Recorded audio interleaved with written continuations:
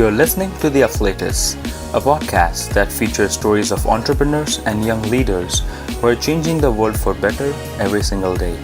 My name is Alok Rathod, and I'm a film producer best known for projects such as Choice and The Doorbell. I'm sitting down with leaders to talk about their process, the lessons they've learned, and how to make an impact.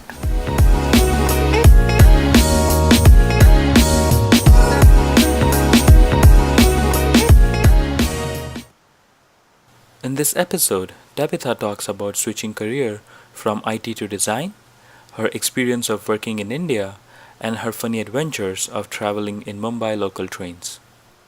This is part 2 of the episode. Do you stay creatively inspired by other designers around the world or the stuff they put out on maybe Instagram or Yeah, Pinterest? yeah, definitely.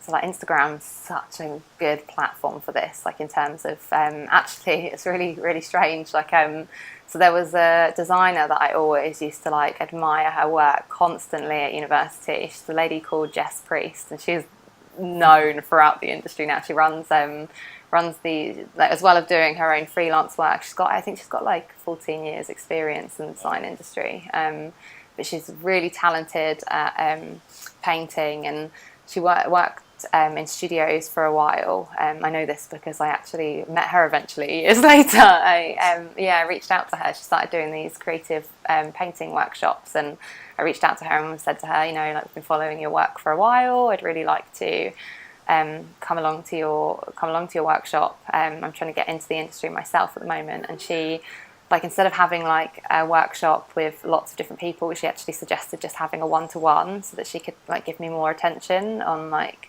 and just advice. And that was like literally like blown away by that. Yeah, she's a really great person.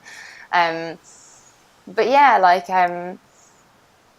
so obviously Jess I came across through Instagram, and there's like print studios and other designers, and I think and textiles is a really small industry. Like you always end up meeting people that you kind of know of. Like I interned with a girl when I was in my first year at university in a studio in London, and we worked together on like a project. And then like years down the line, like just this time last year, as I was moving out to India, she messaged me and she said, hey, like I'm working for one of the other mills out here at the moment, like I hear you're coming to India. And I hadn't spoken to her in years, and it was a bit like, how do you know this? And it was really, so it's all interlinked. And I moved over here, and then we ended up meeting up, and you kind of find that everyone knows each other, and you just end up bouncing off ideas. It's quite good. So Going back to your point of how important it is to surround yourself with people or yeah, like-minded or with like-minded individuals. yeah,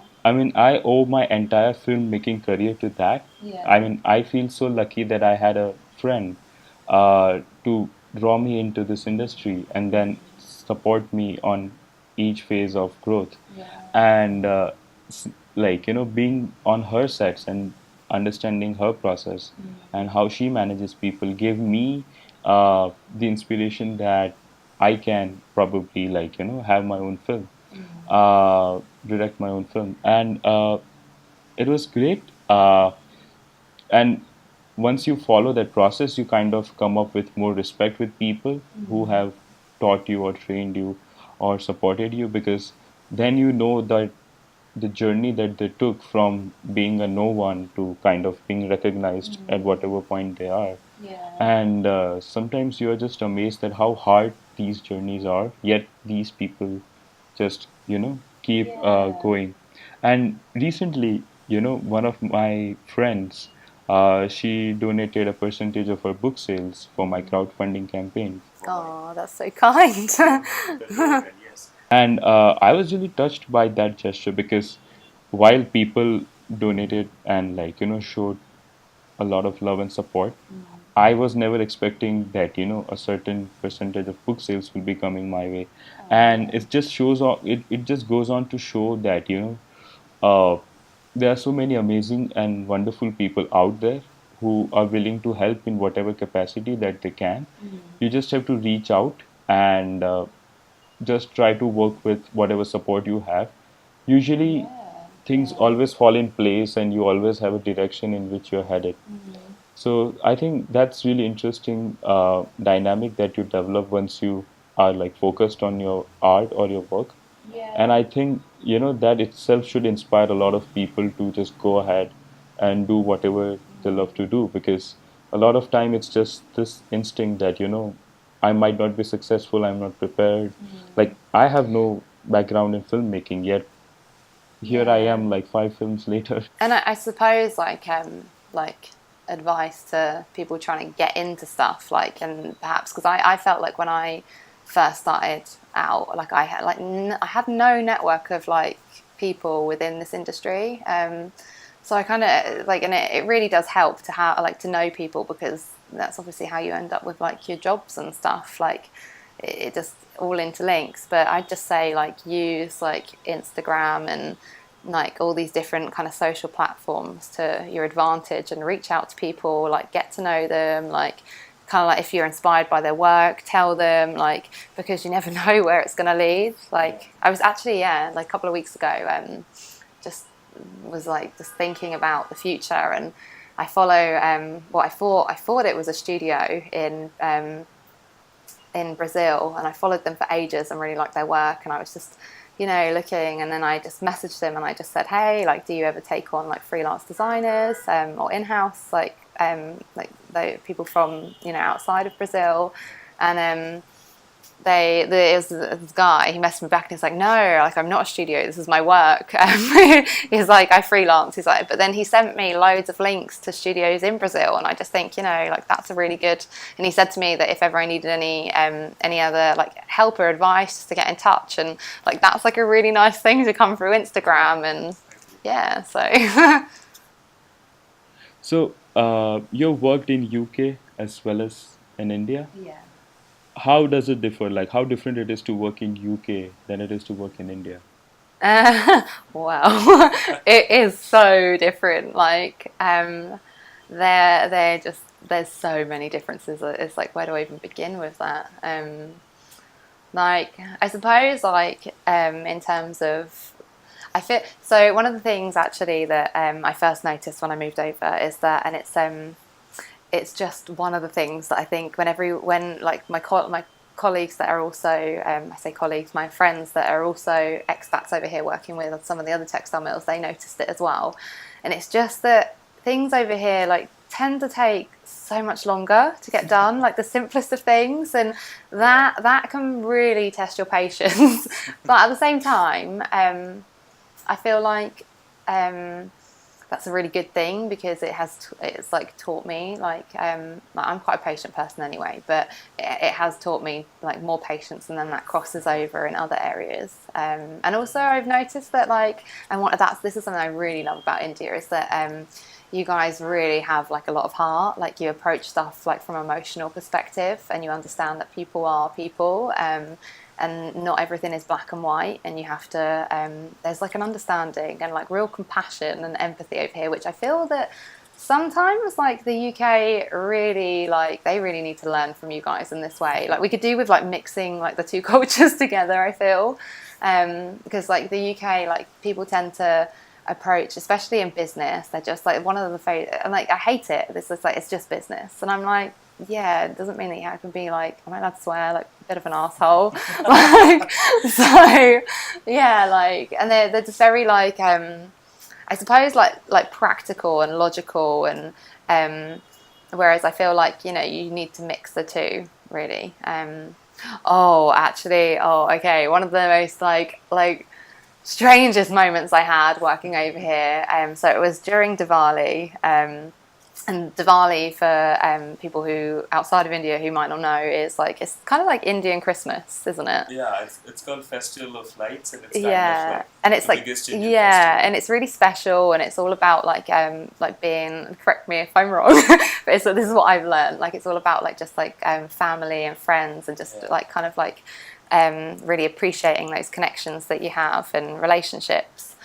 Um, so like it's over the course of 5 days, isn't it? Yeah. And like like generally like people still work during Diwali. So I went into work, and they were having puja, which is where they like, it's like a it's like prayer, isn't it? So I've never ever before this attended like puja. So this was like my first ever puja. And like I got pulled out of like the studio, and they were like, we're going to go and bless the machines. And I was like, what? I was like, what do you mean we're going to go and bless the machines? And when I say machines, so we have a section, we have our factory, but then within the office, well, it's like you have the office area, and then you have a separate area which is got the hand looms, and it's just for quick sampling. It's really, really quite a small area. It's not at factory level. So I was just like, okay, so we're going to go and bless the hand looms. And like in my head, I was like, I just thought this was hilarious, because I was like, this is just so wouldn't happen in the UK. Like, and then like, so we all took our shoes off, and then there was chanting, and like I think like oils, like and then I got handed like these flowers in my hand, and then is it called a tika? Yeah, tika. So I got like the red dot on my head, tika, and then given these flowers, and they were like, you need to go and throw these. It was like over a fire, and I was just like, what is going on? Like, yeah, I mean, I would imagine, like, for an outsider, it might seem like, because it's a very, like, deeply embedded Indian ritual. So for outsiders, it might not make sense, but it didn't make thing is, it only didn't make sense because obviously in the UK we don't do anything like this. Like, so I had to ask my colleague at the time. I was like, because I felt like a little bit embarrassed actually, because I was like, I don't understand what's going on, and I was like, should I be here? Do they want me here? Like, like, am I allowed to join in? I didn't want to be disrespectful as well, like, because I had no idea what was going on. So, but it was really interesting. But yeah, that's like one of the things. But there's so many, like, I suppose there's, it's got to be a good one. talk about local trains, like traveling in Mumbai. Oh my God. That is like a whole experience. Actually, the other day I really, really I went on the local train. So I'll explain the first times. The first time I travelled by public transport, and like travelling by train in the UK is like, it's quite a like chilled experience. Even in like peak trains, like you can, like it's not that bad. Like it might get really squished at some point, but it's very rare. Like, whereas like over here, you have to literally fight to get on the train at peak time, and fight to get off too. Like, so yeah, like, and like the other day, like it was Sunday, and Sundays I don't really find them that busy for trains. No, I'm gonna tell you like the first time, because it's just funny. So like I read up online, they were like, as like the advice, because I didn't understand, like the signs are all different, and for people also listening outside of like India, like something that's different from the UK is that you have like first class, second class, but it's separated into like women's carriages, and then it's mixed, isn't it, as well? Whereas I didn't know that it was mixed to begin with, and I just thought, gosh, like if I'm not in the women's carriage, like am I just in the man's carriage? And then I was like, right, I'm going to go first class to begin with, because I don't know how busy, and everyone at work had told me, like it's really crazy, like be careful. And the trains over here, they don't have doors either, and I'd heard like loads of horror stories about like people falling out of the trains, and I was like, oh my God, like I need to like just kind of get used to this first. So I bought like a first class ticket, and I was going to go on a ladies' carriage, and you stand at different points of the station, but I wasn't quite sure which part of the station I should be standing at to get on to the right carriage, and I ended up getting onto like a mixed second class train. And oh my God, it was so like so busy, so squished, and like I just couldn't move, and like all of these people were kind of like budging me out of the way, because I was obviously like in the wrong like stood in the wrong bit. And like then one of the girls, actually, she said to me, she was like, come and stand with me. She was just like, just stand here, and like she was like, where are you going? And I think I was heading over to Andheri at the time. But yeah, like, and then just the other day as well, like I got on a second class train, and I was just heading over to Bandra, And it wasn't too busy to begin with, but then it got really, really busy and was really crammed. And I was like, okay, like we're 2 stops away. And I was sat down. I'd managed to get a seat to begin with, and then I was like, I need to start getting closer to the doors and start maneuvering myself around all these people. So I stood up and kind of started to do that, and then I was like, it pulled into Bandra, and I was like, right, I need to get off, and nobody just like lets anyone off. Like there's just like it's influx of like people just pushing their way in, and you're like, right, well, if I don't push back, then I'm not going to get off this train. And it was a whole dilemma. My hand, like as I pushed off, my hand looped into some lady's handbag, and as I was trying to get off the train, I was like pulling her handbag with me. Wow. Oh my gosh, it was funny. What kind of impact would you like to see your work have on people? What kind of legacy would you like to leave behind with your body of work? Well, I don't know. Like in terms of like legacy, like I don't feel like I don't really think in them kind of terms. Like I don't ever think in that kind of way. I'm like mostly my drive comes from. I suppose if I can inspire other people, like that's something I care about. I care about inspiring others to go on to do something that they really love. I'm a really big believer in pursuing like your goals and your dreams. And I don't like this whole mentality of like oh gosh, when I was younger, like I don't know if it's because I came from such a small town, that this mindset of like, oh, you know, like you just go to work and like then you live for the weekend, and like work is just something you have to do. I just think no way. Like I want to enjoy like what I do. I want to like that's like, you know, like 60% of your life. Like yeah, like, you know, I want to get up every day and I want to just be like, yes, I love this, and I, you know, have that kind of like passion there. So if I can like, you know, inspire other like young like creatives, or those that are perhaps wanting to try something new, and that give them like that kind of like excitement and like I suppose like for them to actually decide, yes, this is what I'm going to go and do, then that would be great. But leaving a legacy as such, like, you know, like I'm not really too fussed with that. Like yeah, like I'd really like to be, I do everything for in terms of like anything that I want to be good at. Like, so obviously I really want to be established in the industry as someone that's very good for what she does. But that isn't for anyone else. It's just for myself because like I constantly like, you know, like I've always been a bit of a perfectionist, and I feel like I look at something and I'm like, how can I make that better? You know, and I look at other people that are like have been in the industry a lot longer, and I think their work's insane, and I want to be at that level. So it's me that's constantly pushing myself to try and get to that level. So I suppose like I'd like to be like that to those that are, you know, just starting out and stuff. So That's great. So if you have to give a single piece of advice to anyone who is looking to get into design industry, what would that be? I would say there's a couple of different things. I'd say the design industry is like really, really competitive, and it helps if you can gain experience in the industry. So, you know, whilst, you know, any kind of experience that you can get, if you can do that, then do it. But like just, I suppose like don't give up, and don't like be put off just because it's hard. Like, because, you know, like this is something that like working in sales really taught me, is it is literally just a numbers game, and like the more like job interviews you go for and the more like times you put yourself forward, it just takes one person to say like, yeah, you know, and then you're there, like, and you're on your way, and you're climbing that ladder. So yeah, don't be put off. So, what's next?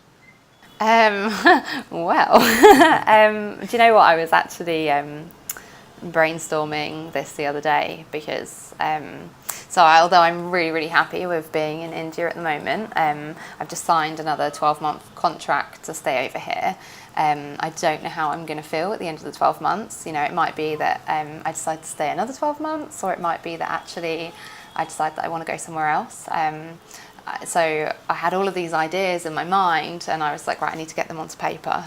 So the other day I just got a big sheet of A3 paper and literally just wrote out all the different avenues and like the pros and cons of you know, what I really wanted. And I think one of the main things that kind of really shone through was that I want to continue to develop my skills. I feel like the industry that I'm working in at the moment is eventually going to come to a point, and I don't know if this is just an organic thing that happens to, you know, the majority of people, but I feel that I'm outgrowing it, and I'd like to really home in on my painting and drawing skills, and I like the idea of perhaps working for a studio. For those who don't know much about the textile industry, print studios are basically they're mostly hand drawn and hand painting based, and that element of like artistry like is what creates really beautiful designs for like fashion and lifestyle brands like bedding, like your ceramics, like just anything that has like a pattern on it. So I'd like to perhaps move in, and I'd like to move into print. So that's what I studied. I actually studied print, and then what I do at the moment is jacquard and embroidery. So I want to move back into print. I feel like because I can draw and paint, that's where I'd be really, you know, that's what would do my skills justice. But then I also would really like to move around. So like although I love like the UK, living in India has shown me like I've caught like that bug of like, oh, you know, like I really want to travel and see more places, and I'm quite lucky in the sense that with what I can do, I can do it remotely. So I was considering perhaps like I looked up all like the locations of the major like textile print studios, and they're all in like mostly in London, New York, Australia, which is what we spoke about earlier. Come to So New York. yeah, so it really does depend. Like if I'm going to go on with a studio, then I want to be designing for one of the best studios, because I feel like that's where I'm going to learn the most and I'm going to be pushed like the hardest. So there is that. Then there's that option of, and I don't know if this is perhaps a bit premature, but I potentially like the idea of going completely freelance and just move, like I suppose moving around, like, you know, basing myself wherever I can have a visa. So, you know, we'll see. Like I've toyed with the idea of Mexico, Brazil, parts of Europe. I went to Paris a few weeks ago and fell a little bit in love, and I'd really like to learn French. So who knows? But I don't think you can plan too much. So, but yeah, we'll see. That seems like a great plan. And I understand this feeling of like, you know, traveling around the world at the same time, growing in whatever you are doing. And I feel fortunate that I have that kind of opportunity when I'm making a new film or any other media project. It allows me to travel to different parts of world, and even if it doesn't, then I at least make it a point to travel to a place where I've not been, but I've always wanted to, at least once a year, because that keeps my creative juices flowing. Yeah, I feel And exactly the same with that. so many inspiration that you can get from just being in that place. And I feel that that kind of like, you know, mental stimulus is something that always allows you to like, you know, mix and match a lot many things rather than just following same standard approach over and over again. So I hope that you find success in everything that you do, Thank and you. I hope that your designs make it to like, you know, great places, and I can recognize them that, oh, I think this is Tabitha's design, and like, you know, give you a call saying, oh, hey, I just saw your design, it's great. But I hope that you achieve a lot of success and travel the world as well. Thank you so much for being on the show and sharing all your insights and your experiences with me and the audience. And I hope that you keep doing amazing stuff so that you can come on subsequent seasons as well. Thank you so much. You know, right back at you. You know, you've got some really exciting things going on yourself. So yeah, wishing you lots of success as well. Cool. Thanks a lot. You've been listening to the Afflatus. If you like what you have heard, do us a favor and share the episode with your network on social media. It helps. If you would like to know more about the show or share your opinion on the episodes, connect with us on facebook.com/UNCIAFilms. That's facebook.com/UNCIAFILMS. If you would like to support the crowdfunding campaign of my latest film, The Doorbell, then click on the link mentioned in the description. Even a single dollar helps. Thank you so much for listening to the Afflatus.